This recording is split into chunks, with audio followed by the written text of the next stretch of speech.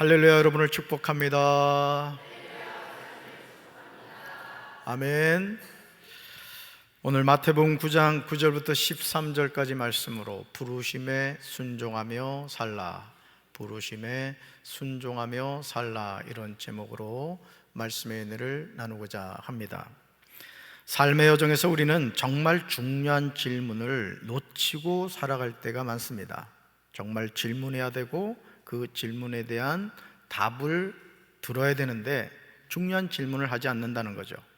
그 질문 가운데 하나가 뭐냐? 내가 이 세상에 사는 이유입니다. 내가 이 세상에 사는 이유. 아니, 목사님 무슨 뚱딴지 같은 말씀을 하세요? 혹여나 그런 말씀을 하신 분이 계실 수 있을 겁니다. 그러나 이 질문에 관하여 우리는 늘 생각하고 또 생각해야 됩니다. 내가 이 세상에 사는 이유가 뭘까? 왜 하나님이 오늘도 호흡하게 하시고 살아갈 힘을 주실까? 이 질문을 해야 된다는 거죠. 그렇지 않으면 우리는 인생의 연수가 길어지면 길어질수록 후회하게 될 겁니다. 그때 그 질문을 했어야 되는데 왜 내가 이렇게 생각 없이 살았을까? 사람은 태어났기에 살아가는 것이 아닙니다. 살아야 하는 이유가 있기 때문에 살아갑니다. 그러므로 성경은 삶의 여정에서 무수하게 질문하게 되는 수많은 상황에 관하여 하나도 예외 없이 대답해 주고 있습니다. 그래서 성경을 가까이 하게 되면 우리는 인생을 지혜롭게 살아갈 수 있습니다. 성경을 기록하신 분은 하나님이신 줄로 믿습니다. 따라합시다. 성경을 기록하신 분은 하나님이십니다. 아멘. 디모데후서 3장 16절과 17절에서 사도 바울은 이 사실을 증언하고 있습니다. 우리 말씀 같이 읽습니다. 모든 성경은 하나님의 감동으로 기록되어서 진리를 가르치고 잘못을 책망하여 바르게 잡게 하고 의로 훈련시키기에 유익한 책입니다. 이 책으로 하나님의 사람들은 온전하게 되어 모든 선한 일을 하기 위한 완전한 자격을 갖추게 됩니다. 아멘. 모든 성경은 구약 39권과 신약 27권을 일컬어서 하는 말입니다. 물론 사도 바울이 영적인 아들 디모데에게 디모데후서를 쓸 때는 신약 성경 전체가 완성된 시점은 아니었습니다. 그럼에도 모든 성경은 성경 66권 전체로 보면 됩니다. 모든 성경은 하나님의 감동으로 기록되었다는 말은 하나님의 영감으로 써졌다는 뜻입니다. 다시 말해서 성경은 하나님이 쓰신 겁니다. 예를 들어 제가 어떻게 하다가 손을 다쳤어요. 그런데 어느 장로님한테 제가 이제 카톡을 보내야 되는데 손가락을 다쳤으니 보낼 수 없을 거 아니에요. 그래서 제가 딸을 옆에 앉혀놓고, 이내야, 지금부터 아빠가 장로님한테 카톡을 보내야 되는데 손가락을 쓸 수 없지 않니? 그러니까 너가 좀 보내라. 자, 지금부터 이제 타이핑을 하는 거야. 사랑하는 장로님, 이만하고 이만하고 이만해서 이런 일이 있는데 장로님, 이건 이런 일입니다. 걱정하지 마시고 하나님이 함께 하실 겁니다. 늘 주 안에서 승리하십시오. 담임 목사 박재진 하고 카톡하고 보냈단 말이에요. 자, 그럼 그 카톡은 이내가 보낸 거예요? 제가 보낸 거예요? 제가 보낸 거죠. 이내는 손가락만 쓴 거죠. 오늘 성경은 바로 그와 같은 거예요. 하나님의 감동으로 기록됐다는 것은 물론 그 사람의 성품도 사용하시고 그 배경도 사용하고 여러 것을 사용했겠지만 궁극적으로는 그 성경을 쓰신 분은 누구시다? 하나님이시다, 이거예요. 할렐루야. 하나님의 감동으로 기록된 성경이 하는 역할이 뭘까? 여러분, 성경이 하는 역할이 뭐라 생각하세요? 먼저 진리를 가르쳐줘요. 따라서 성경은 진리를 가르쳐줍니다. 이 세상에서 진리를 가르쳐주는 책은 성경밖에 없습니다. 다음으로 잘못을 책망하여 바로 잡게 해줍니다. 그래서 성경을 읽으면은, 꾸준히 묵상하고 읽으면은, 내가 잘못된 길을 가고 있구나, 하나님이 원하시는 것은 이것이구나, 이걸 알게 되죠. 또 의로 훈련시키기에 유익합니다. 우리가 성경을 가까이 할 때 우리는 하나님의 사람으로 온전하게 되는 거예요. 그래서 신앙생활하는 성도는 크게는 두 가지, 또 세 가지를 잘 이술해야 되는데, 첫째가 답사 기도하는 것, 말씀 읽는 것, 찬양하는 것. 성도는 이 세 가지를 잘 이수해야 된단 말이에요.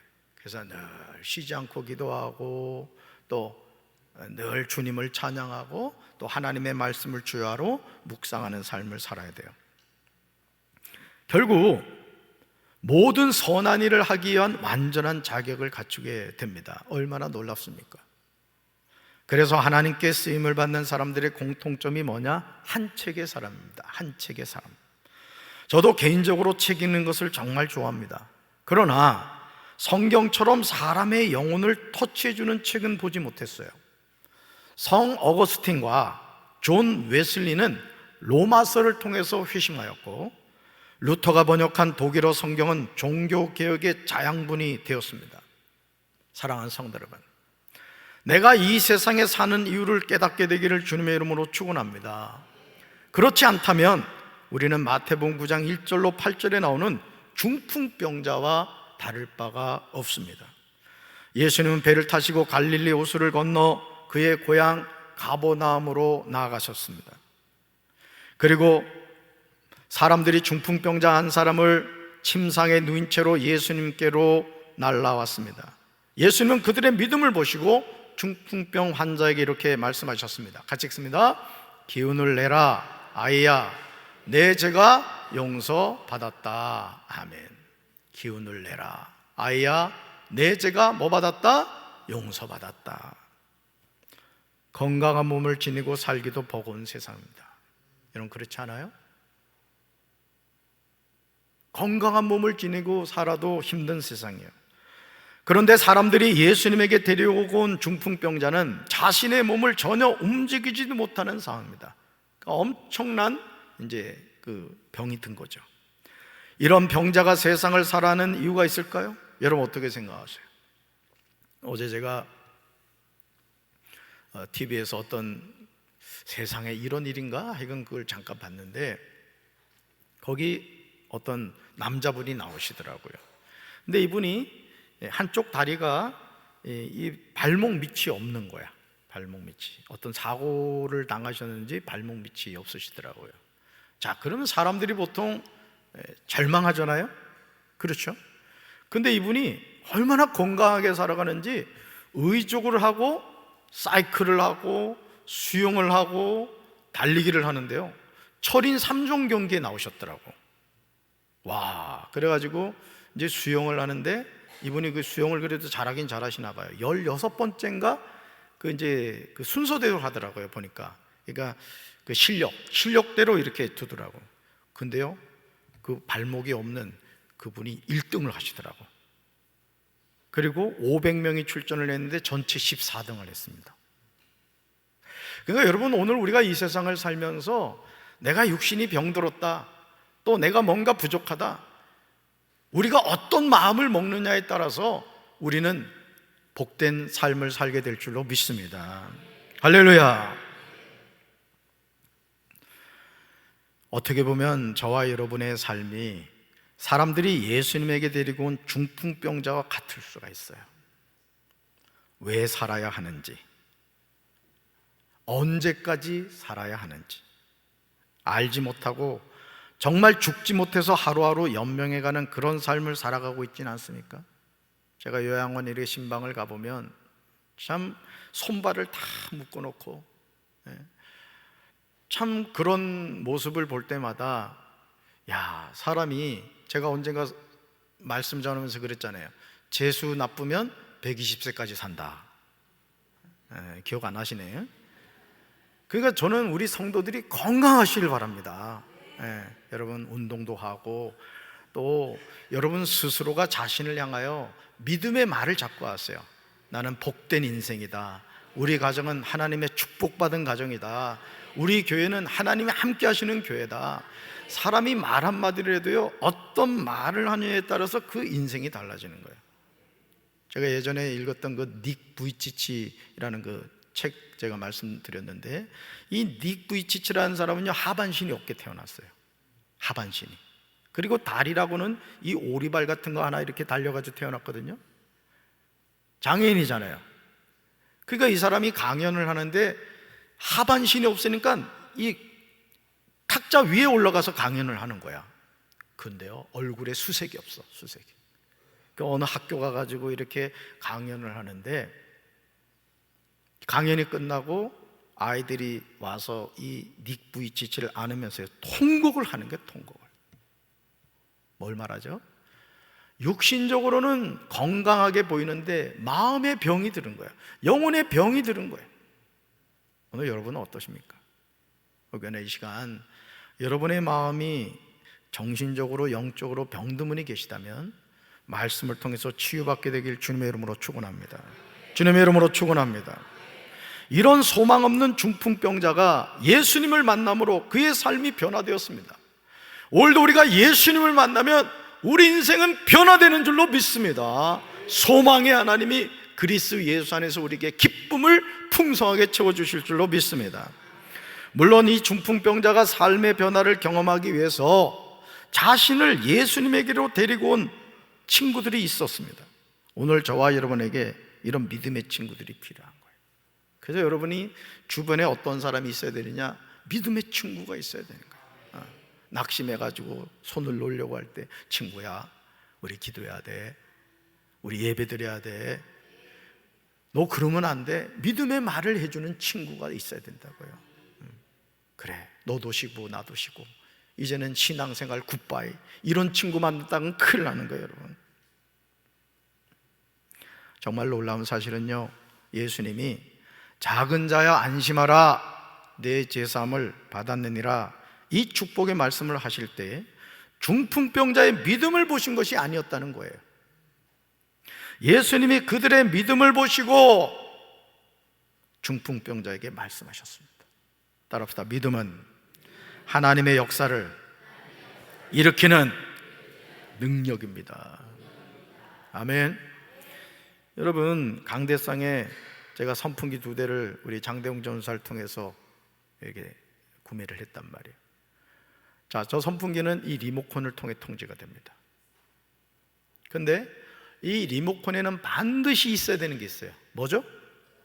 건전지입니다. 유식한 말로는 배터리. 이 본토 발음에 배터리가 있어야 된단 말이에요. 여러분, 하나님의 역사가 우리 삶에 어떻게 일어나느냐? 믿음을 통해 일어나게 되는 줄로 믿습니다. 삶의 소망을 잃어버리고 왜 살아야 하는지를 놓쳐버린 한 중풍병자는 믿음의 친구들을 통하여 예수님을 만남으로 인생 역전이 된 거예요. 오늘 우리가 믿음의 남편을 만남으로 인생 역전이 되고, 믿음의 아내를 만남으로 인생 역전이 되고, 믿음의 부모님을 만남으로 자녀들이 인생 역전이 되고, 믿음의 자녀를 통해 부모가 인생 역전될 줄로 믿습니다. 이제 왜 살아야 하는지를 깨닫게 되었습니다. 죄 사함을 받게 되었어요. 하나님의 자녀가 되었습니다. 마태복음 9장 6절에서 예수님은 바리새인들에게 분명히 말씀하세요. 같이 읽습니다. 그러나 인자가 세상에서 죄를 사하는 권능이 있는 줄을 너희로 알게 하려 하노라 하시고, 중풍병자에게 말씀하시되 일어나 내 침상을 가지고 집으로 가라 하시니. 아멘. 이 세상에서 죄를 사하는 권능을 가지신 분은 인자신 예수 그리스도 외에는 없는 줄로 믿습니다. 이만희는 절대 우리를 구원할 수 없단 말이에요. 이만희를 믿으면 지옥 가는 거예요. 이만희도 지옥 가고 그걸 믿는 사람도 지옥 가는 거예요. 모든 사람은 태어나면서부터 원죄를 가지고 태어납니다. 살아가면서 자범죄를 짓게 되죠. 죄를 지어서 죄인이 아니라 죄인이기 때문에 죄를 짓게 되는 것입니다. 중풍병자는 죄를 사하는 권능을 가지신 예수님을 통하여 죄사함을 받았습니다. 일어나 자기 침상을 가지고 집으로 갔습니다. 오늘 저와 여러분의 삶에 이런 기적은 언제든지 일어날 수 있는 줄로 믿습니다.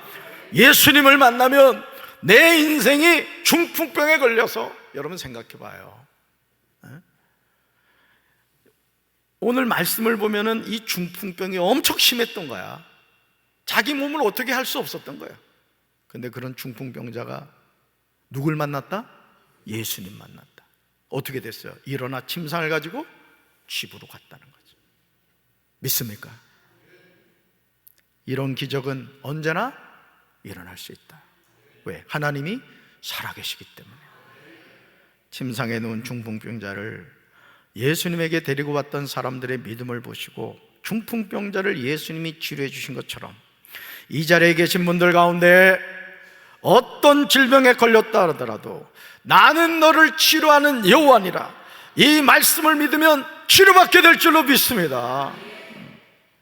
저도요, 고등학교 때 갑자기 뜻하지 않은 피부병이 저한테 생겼어요. 피부병. 근데 얼마나 그게 스트레스가 되는지 군대 가가지고 그게 하도 심해가지고 건선이 걸려서 건선 잘 안 났거든요. 그래가지고 후송까지 갔어요. 워낙 심해가지고 4개월을 후송을 갔다 왔다가. 그래서 제가 하나님 앞에 기도를 했죠. 하나님, 제가 그래도 목회를 해야 되는 목사인데 이거 고쳐주셔야 됩니다. 계속 기도해요. 결혼해서도 집사람이 약 발라주느라고 고생 많이 했지. 그래서 하나님께 계속 기도했어요. 건선은 치료되지 않는다. 뭐 의학적인 그건 팩트겠죠? 그렇지만 하나님은 어떤 분이야? 의학을 뛰어넘으시는 분이라고요. 그 기도했어요. 하나님 치료해 주셨어요. 그러니까 오늘 우리가요, 참 하나님을 믿고 살아간다는 게 설레는 거예요. 설레는 거. 아이스크림만 설레임 먹지 말고 하나님 만나서 하나님의 기적을 체험하게 되길 주님의 이름으로 축원합니다. 저와 여러분이 기억해야 하는 좋은 글이 있어요. 같이 한번 읽어볼까요?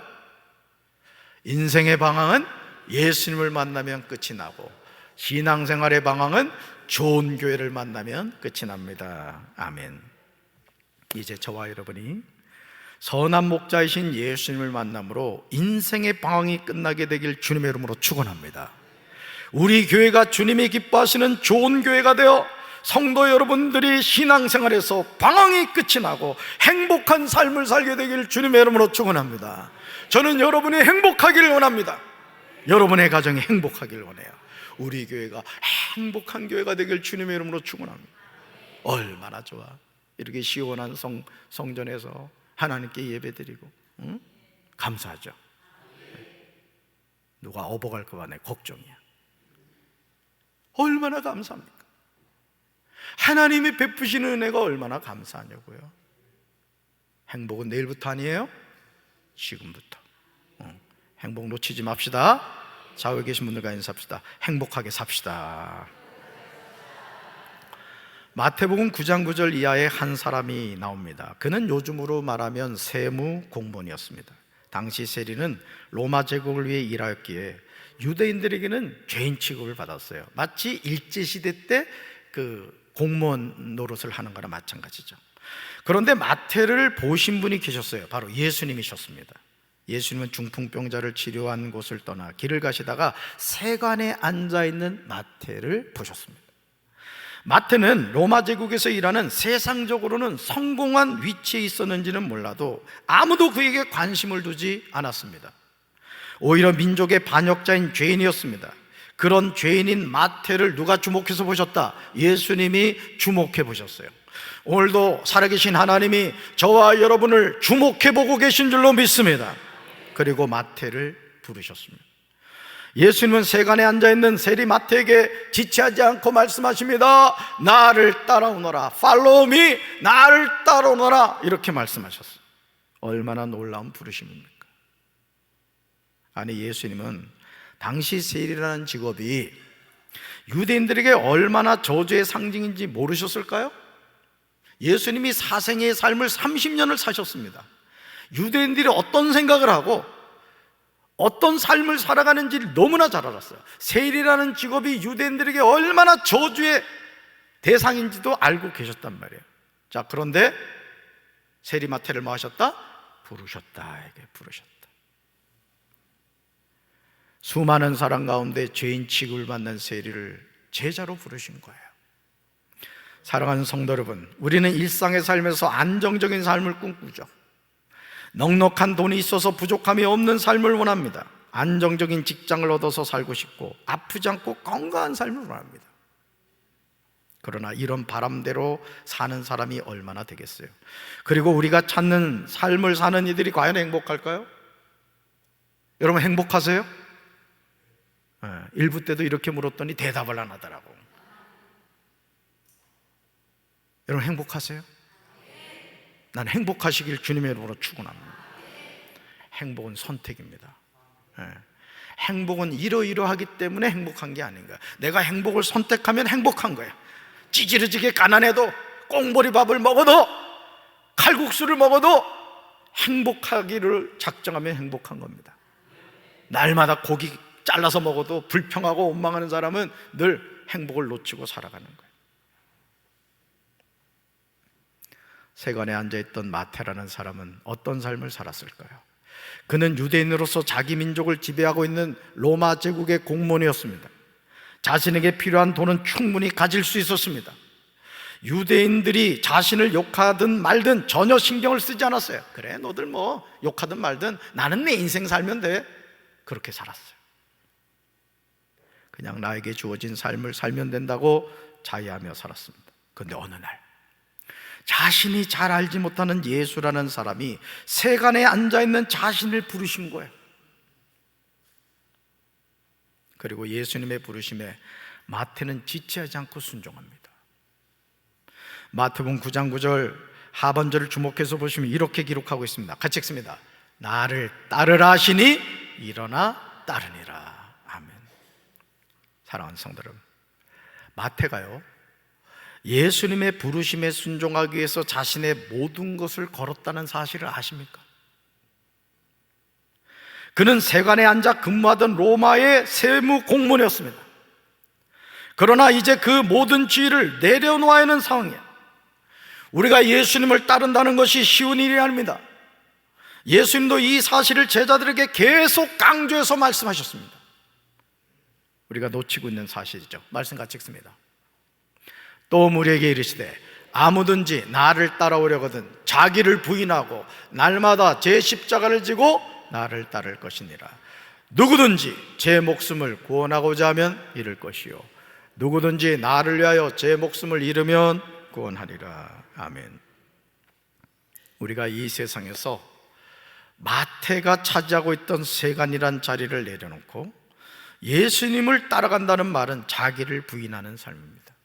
오늘도요 많은 분들이 누구나 부러워하는 그런 직장에서 어느 날 하나님의 부르심 앞에 그 모든 것을 내려놓고 순종하는 사람들을 보게 됩니다. 우린 그런 모습을 보면서 마음 한켠으로는 저 사람 이상한 사람 아니야? 아니 저 엄청난 좋은 자리를 왜 내려놔? 이런 생각을 할 수가 있습니다.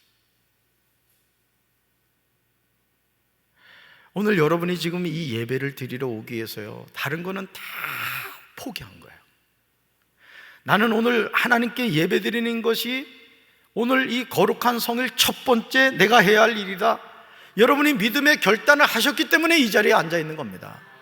오늘 우리에게 주어진 인생 여정을 살아갈 때 우리는 수없이 많은 결단을 해야 되고 선택을 해야 되는 거야. 저는 그 선택이 하나님이 기뻐하는 선택이 되길 주님의 이름으로 축원합니다. 날마다 자기 십자가를 지는 삶입니다. 그리고 예수님을 따르는 삶입니다. 나는 죽고 내 안에 예수님이 사시는 삶입니다. 이런 삶이 쉽습니까? 쉽지 않습니다. 우리 힘으로는 불가능합니다. 그러므로 예수님을 따라가기를 원하는 사람은 자기를 부인해야 돼요. 날마다 자기 십자가를 져야 됩니다. 그리고 예수님을 따라가야 됩니다.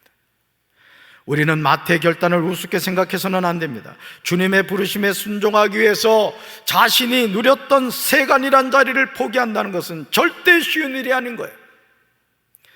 그러나 마태는 아주 중요한 사실을 깨달았습니다. 바로 그것이 뭐냐? 내가 이 세상에 사는 이유입니다. 내가 이 세상에 사는 이유. 만약 마태가 로마의 세무 공무원으로서 죽을 때까지 일했다면 그는 자신이 원하는 재물을 충분히 얻을 수 있었을 것입니다. 그러나 그는 중풍병자와 다를 바가 없는 삶을 살았을 것입니다. 중풍병자는 육신적으로 병이 들었지만 세리마태는 영적으로 병이 들었습니다. 예수님의 부르심에 세리마태는 자기 집에서 음식을 대접합니다. 많은 세리와 죄인들이 와서 예수님과 그의 제자들과 함께 앉았습니다. 그러자 바리새인들이 보고 예수님의 제자들에게 어찌하여 너희 선생은 세리와 죄인들과 함께 잡수시느냐고 물었습니다. 그러자 마태복음 9장 12절에서 예수님이 이렇게 대답하세요. 말씀 같이 읽습니다. 예수께서 들으시고 이르시되 건강한 자에게는 의사가 쓸데없고 병든 자에게라야 쓸데있느니라. 아멘. 예수님의 말씀이 얼마나 단순 명료합니까? 건강한 사람에게는 의사가 필요 없고 병든 사람에게는 의사가 필요하죠. 저도요, 제가 임플란트를 하게 되리라고는 꿈에도 생각을 못했어요. 할아버지 할머니들이 하는 것이 임플란트지, 제가 이렇게 젊은데, 제가 이제 30 쪽 지났거든요. 어느 날 임플란트를 한 거예요. 임플란트를. 치아가 오복 가운데 하나라고 그러잖아요. 아무도 예상할 수 없는 겁니다. 우리 인생의 여정에서 우리에게 어떤 일이 일어날지를 아는 사람은 아무도 없는 거예요. 그렇다면 누가 건강한 사람입니까? 누가 병든 사람이죠? 여러분, 중풍병자만 병자입니까? 아닙니다. 세리마태도 영적인 병자였던 거예요. 제가 닉 부이치치 얘기했죠? 하반신이 없이 태어난 닉 부이치치 장애인이 오히려 멀쩡하게 건강한 그 학생들이 그 닉 부이치치를 안으면서 오해를 하는 거예요. 저는 우리 사랑하는 성도 여러분들 육적으로도 건강하시길 바라요. 그러나 정신과 영혼도 건강하게 되길 주님의 이름으로 축원합니다. 외적으로는 세간에 앉아 있었지만 그는 병자였던 거예요. 구원받아야 될 영혼이었다고요. 여러분들이 오늘 이 자리에 와서 하나님께 예배드리는 이유가 무엇입니까? 저와 여러분이 죄인이기 때문이에요. 죄인을 구원하신 예수님이 아니고서는 우리가 하나님의 자녀로 살아갈 수 없기 때문에 오늘도 우리가 주님 앞에 나와 살아계신 하나님께 영과 진리로 예배드리는 줄로 믿습니다. 마태복음 9장 13절에서 예수님은 호세아 6장 6절을 인용하시며 내가 긍휼을 원하고 제사를 원하지 아니하노라 하신 뜻이 무엇인지 배우라고 하십니다. 그러면서 이렇게 말씀하세요. 같이 읽습니다. 나는 의인을 부르러 온 것이 아니요 죄인을 부르러 왔노라. 아멘. 나는 뭘 부르러 온 것이 아니요 의인을 부르러 온 것이 아니에요. 여러분 아시죠? 이 세상에 의인은 한 사람도 없습니다. 누구밖에 없어요? 예수님밖에 없어요.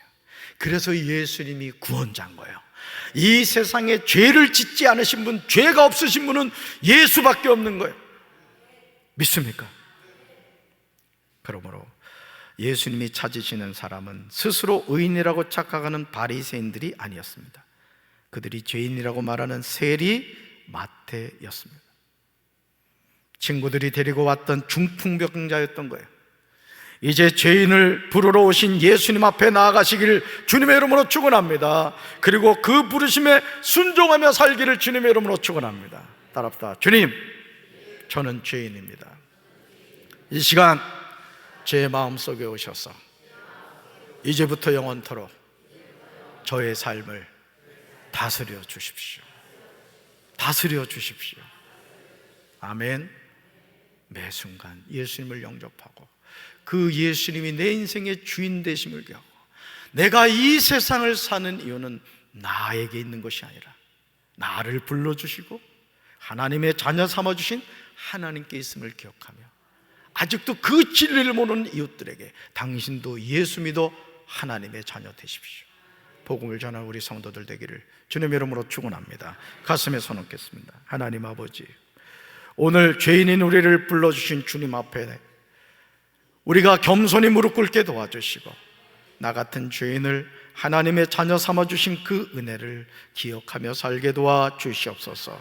세간에 앉아 있었던 마태를 불러주신 예수님이 나 같은 죄인을 불러주셨음을 기억하며 부르심에 순종하며 살게 하옵소서. 예수님 이름으로 간절히 축복하며 기도합니다. 아멘.